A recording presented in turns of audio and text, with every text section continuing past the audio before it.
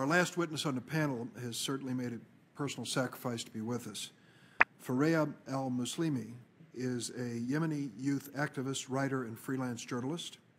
He has co-founded and chaired several local youth initiatives in Yemen. He currently works for Resonate Yemen, a grassroots youth-run foundation aimed at constructively engaging Yemeni youth in public policy dialogue. With the assistance of a U.S. State Department scholarship, Farea studied in the U.S. during high school. He attended the American University of Beirut and graduated with a degree in public policy from that institution last year. Mr. Al-muslimi, I hope I pronounced your name close to correct. Thank you for traveling from Yemen to join us today. I'm looking forward to your testimony. Please proceed.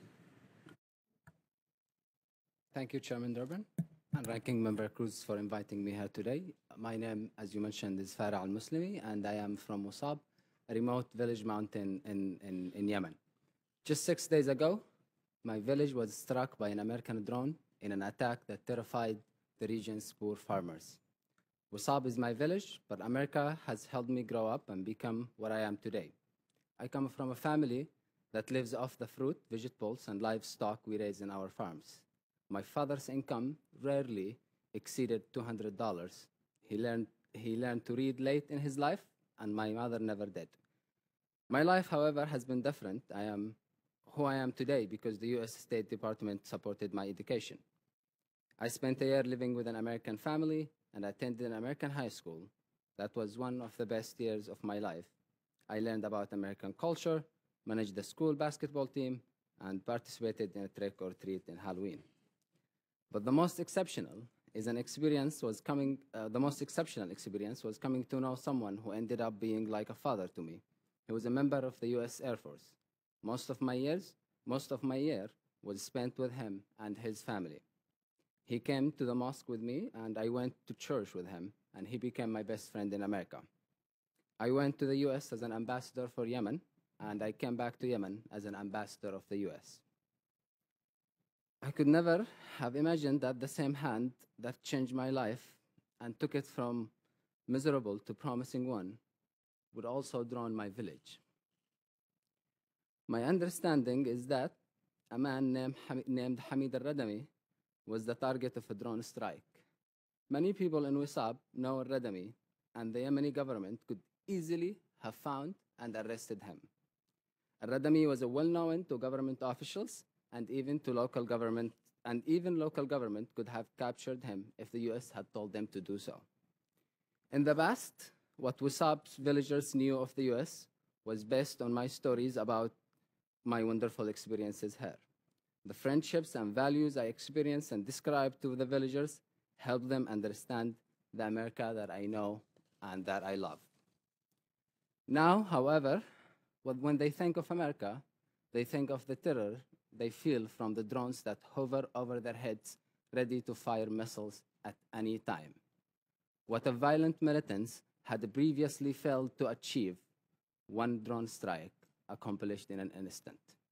There is now an intense anger against America in Wisab. This is not an isolated instance. The drone strikes are the face of America to many Yemenis. I have spoken to many victims of U.S. drone strikes, like a mother in Jar who had to identify her innocent 18-year-old son's body through a video in a stranger's cell phone. Or the father in Shakra who held his 4- and 6-year-old children as they died in his arms.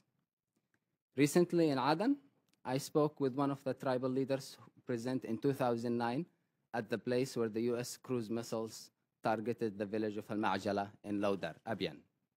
More than 40 civilians were killed, including 4 pregnant women. The tribal leader and others tried to rescue the victims, but the bodies were so decimated that it was impossible to differentiate between those of children, women, and their animals. Some of these innocent people were buried in the same grave as their animals.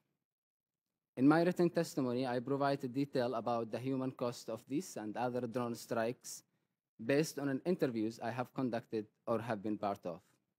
I have a personal experience of the fear they cause. Late last year, I was in Abyan with an American journalist colleague. Suddenly, I heard the buzz. The local people we were interviewing told us that based on their past experiences, the thing hovering above us was an American drone. My heart sank. I felt helpless. It was the first time that I had truly feared for my life or for an American friend's life in Yemen. I couldn't help but think that the drone operator just might be my American friend with whom I had the warmest and deepest relationship here. I was torn between this great country that I love and the drone above my head that could not differentiate between me and some AQIP militants. It was one of the most divisive and difficult feelings I have ever encountered. I felt that way when my village was also droned. Thank you for having this hearing. I believe in America, and I deeply believe that when Americans truly know about how much pain and suffering the U.S. airstrikes have caused and how much they are harming efforts to win hearts, minds, and ground in Yemen and hearts and minds of the Yemeni people, they will reject this devastating targeted killing program. Thank you. Thank you, sir. Please.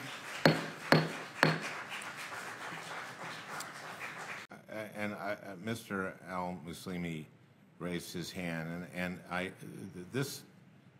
what I wonder is, and I know I think you'll speak to this, is that this new type of warfare, and Mr. Bergen has spoken to the number of countries now, 70 that they're in. Is it a different kind of blowback? Is there a different kind of reaction because of the very nature of it? Yes, I think the main difference between this is it adds into Al-Qaeda propaganda of that Yemen is in a war with the United States. The problem of Al-Qaeda, if you look to the war of it in Yemen, it's a war of mistakes. The less mistake you make, the more you win. And the drones have simply made more mistakes than AQIB has ever done in matter of civilians.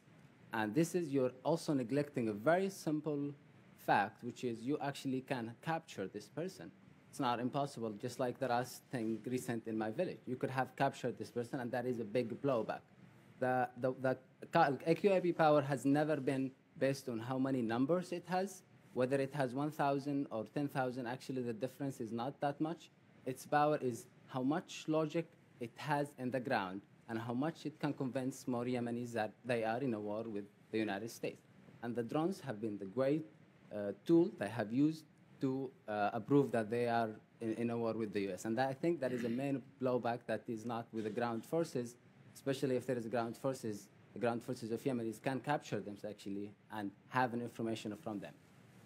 Thank you for that chilling perspective. Thank you. Chairman. It's my understanding Senator Grassley will have a chance to ask at this point. Okay. First of all, permission to put a statement in the record. Without objection. Yeah.